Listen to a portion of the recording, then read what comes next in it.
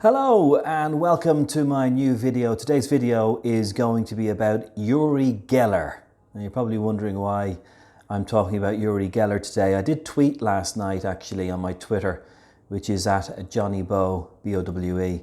I did tweet that I would be mentioning Uri Geller in my new video and talking about my experience when I met him. Because I actually, it was a pure coincidence actually that I met Uri Geller. I'm just going to show you a picture of Uri Geller so you know who the guy I'm talking about is. This is the guy here. See if I can focus in on, you know, the guy bends spoons. And he's able to get watches working again that haven't been working in a long time. That's Uri Geller, and that's the book he had out in 1999. When I went, I was actually working in sales at the time for a small company here in Dublin, and I was doing a call in the ILAC Centre in Henry Street in Dublin, and on my way back to my car I noticed a big queue of people, like a queue you'd see for people going into a gig or collecting tickets for the gig. There was a big queue down the street, and I went over to a little lady, and I said to her, you know, what's the queue for? What are you queue for? Oh, Uri Geller, the guy who bends spoons, is in Maplin Electronics in the shop in Jervis. It's a new shop, they're opening it up in 1999, you know, and you should go along. You should come in, she says. And I said, well, he's always interested me, but I don't believe in all that sort of paranormal kind of stuff, you know, that he can bend spoons. And she says, well, come in and have a look at the book. So I got in the queue. I had a bit of time to spare. And I got in the queue. There was about 20 people ahead of me. I was there for about an hour, and probably should have been off working, but I kind of used it as my lunch, and that's my excuse anyway. And as I got into the shop, I could see Uri up at the top of the room signing copies of his book, which was called Ella. And I came up to him, and he was finishing off with the person just before me and said goodbye and all that. And then he looked at me in the eyes and he says, you're a non-believer, aren't you? And I says, a non-believer in what? The fact that I can bend spoons and I can tell where missing submarines are in the Atlantic Ocean. You don't believe I can do any of that, do you? And I says, well, not really, no. I believe there's a bit of a trickery involved. And he says, okay, I'm going to prove to you that there's no trickery involved. And I said, this is interesting, okay. But before I do that, he says, I want to sign your book for you. And this is what he wrote in the book. So I'll just block this part of the thing, but this is what he wrote in the book for me here. It's just to prove there.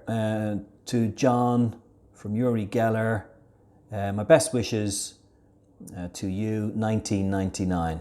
And that was very nice actually of him to do it. So the way he was going to prove that he wasn't telling lies to me, or he wasn't using trickery, was that I had to draw a picture at the back of the book, or in the front of the book, whatever. And I couldn't tell him what that picture was.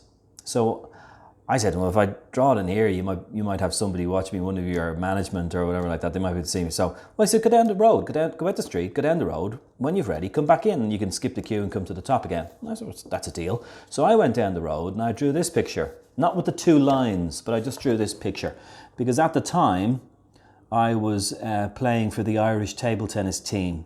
I was representing Leinster and Ireland as an international player, a junior player and a senior player. And you can see I drew a table tennis bat with a ball. Now I'll tell you about the two thick lines beside the bat head in a few moments. So that's what I drew, right? And then I came back into the shop and I walked right up to him and he said, I want you to telepathically look into my eyes and transfer, without saying it, through your mind of what you drew. So I looked at him like this, you know, and I was kind of going, in my mind, I was saying, table tennis bat with ball, table tennis bat with ball. And he said, that's fine. So he gets a piece of paper and he writes out a picture.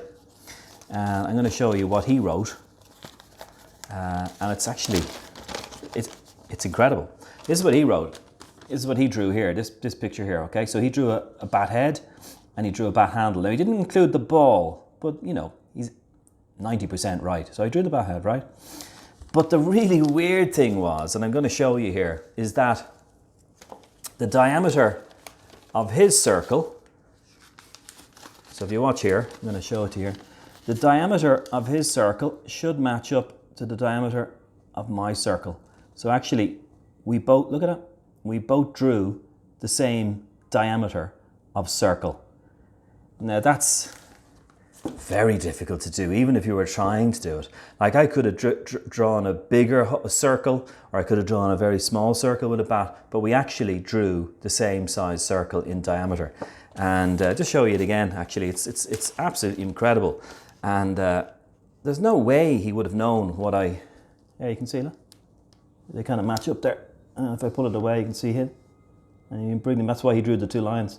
Exactly the same. And then at the end, he drew this symbol, which I don't know what that means. I don't know if it's his own symbol, but he drew that symbol at the back of the book. Shook my hand, and I'd say 1999. I think about 10 years later, I sent him an email when I used to work on a radio station called LMFM in Louth, Meath area in Ireland. And I had him on the show. Now, he didn't come into the studio. He did it from his UK studio in UK. And I had him, an ISDN line we used, and I had him on there in the morning, on a Saturday morning, and he came on and he remembered. And I don't think he was pretending. He remembered I drew a table tennis bat. He was able to tell me because of my shock. So since then, I really believed there's something there, and I was a non-believer in terms of I didn't believe. I thought he was using trickery to bend the spoons, or maybe it was already bent at that stage. But no, there's something there. He does have a skill of some sort, that he's able to read your mind in some way telepathically, and he's definitely able to locate. I mean, he's worked for the CIA. I mean, even in the book here, it says here that his work for the CIA has ranged from using mind power to wipe KGB computer files to attending nuclear peace talks to bombard delegates with positive thought waves. And he's able to locate where missing ships and missing submarines are when they sink. I mean, it's a phenomenal skill and phenomenal talent. And I put it to him when I interviewed him 10 years ago about that. And the reason I thought about this book, because I had this book in my bookshelf at home. I had this piece of paper from Maplin's. Look, the old Maplin electronic store. I don't think it's still there in Jervis. It might be still there, but I don't think it is. It was a British store that opened at the time. Ireland was going through the Celtic Tiger at that stage, and a lot of businesses were coming over to set up. Maplin's was one of them, and he was kind of a spokesperson, some sort of person that worked for Maplin's and did a bit of advertising with them. So he came over and signed his book there. But I was a non-believer and I couldn't believe it. But the reason I kind of thought about him over the last couple of weeks was because you may remember there's another book actually that I don't have here, but I will do another video on it again. And it's a video called Missing Presumed. And it's about all the missing women in the Leinster Triangle that went missing. Jojo Dullard, Annie McCarrick, Ciara Breen, and there were lots of other women that have just gone missing over the last couple of 30, 40 years. You know, it all started around the sort of mid-90s, early 90s to the end of the 90s. And you even have Trevor Deely who's gone missing as well. But you've had a lot of women in the Leinster Triangle that have just disappeared. Annie McCarrick, there's rumours to what happened to her, but we still no body, still no proof, nothing turned up. Same with Ciara Breen. Again, there was also talk about who might have been responsible for that. Still no evidence, still no proof. And there's been lots of other women who have gone missing. Jojo Dullard, again, you know, if you read the book, Missing Presumed, and it's by a former detective who was head of the special branch, and he was investigating these crimes at the time, and he wrote about the stories themselves. It's a brilliant book, actually. Just can't remember the author. He's a former detective, and I'll think about it again the next time I'm doing one of these videos. But it's a very good book. But Uri Geller, with his skill and his mindset and his, you know, mind powers, I wonder, would he be a useful person to have in relation to these missing women and the people who've gone missing over the years in Ireland? I mean, we don't know whether there was a serial killer involved in these crimes, or whether it was a couple of people who did them and one person just for each crime. We don't know.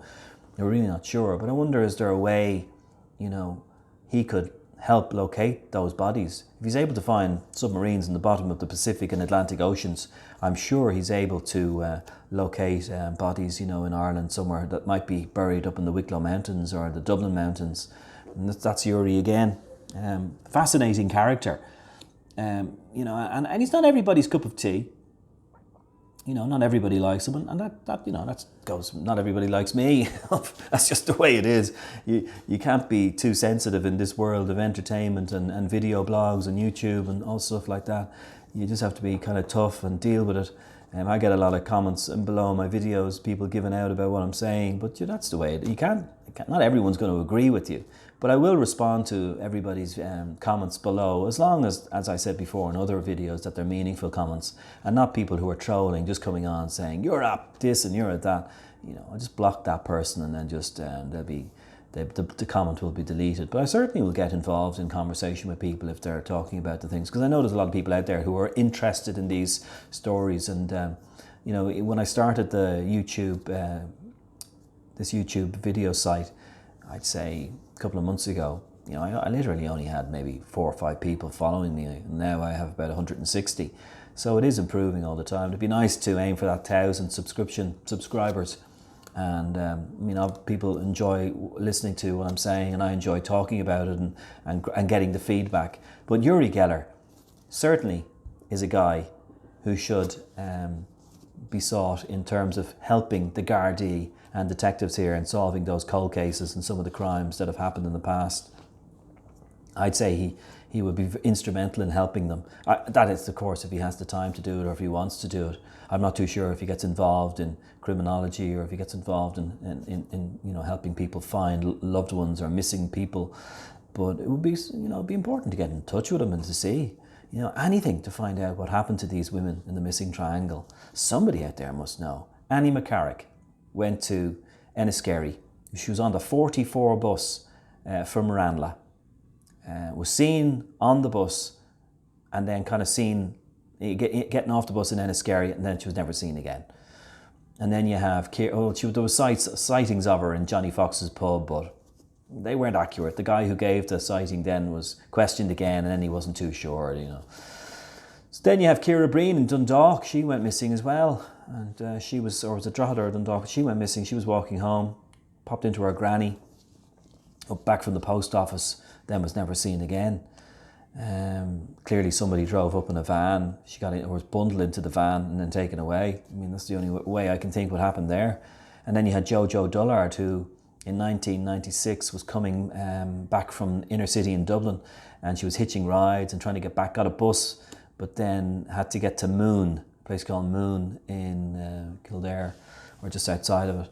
And when she got there was a phone box, because we didn't have mobile phones back then. A lot of people didn't have a mobile phone, which would have been great. And she was on the phone in the phone box in the middle of nowhere, like very remote type area. And she made a phone call to her sister, I think it was at the time. I'll be home in such and such a time. Oh, here's a lift. I'm going to hitch this lift. But she should have gone out, really took the reg, and then come into the phone box and just say, here's the reg, by the way. I'm getting into this red Nissan Pajero, whatever it is, and this is the registration number. I'll see you soon. And at least if something goes wrong, but you don't think of that. She was just look, she'd probably done it loads of times before. You don't think you're going to get in with a psycho. But in that case, they believed there was 2 people in the car. One in the front, she thought it was just a driver, and then somebody who was kind of hiding in the back got up, I'd imagine. And then she realised then there was 2 people, and then there were possible sightings by a taxi driver of her trying to get away from them outside of the car when they were urinating in the field or taking a break. Look, I mean, you'd love those cases to be solved, but this man might be able to do it, Mr. Uri Geller, the spoon bender, and the spiritual man, and he's heavily involved with the CIA and the FBI and all that sort of stuff. And if he's able to find all these things that they've put out there, and maybe he can help find these missing women. But that was my story. It was very interesting. I was a non-believer. I didn't believe he had all those skills, and now I'm a believer. And I read the book, by the way, a long time ago. It was very good. Ella, I recommend it. Uri Geller, 1999, long time ago. God, I can't believe it was so long. But life goes on, and thanks for watching my video. I'll see you soon. Don't forget to subscribe to my channel and leave a comment if you want.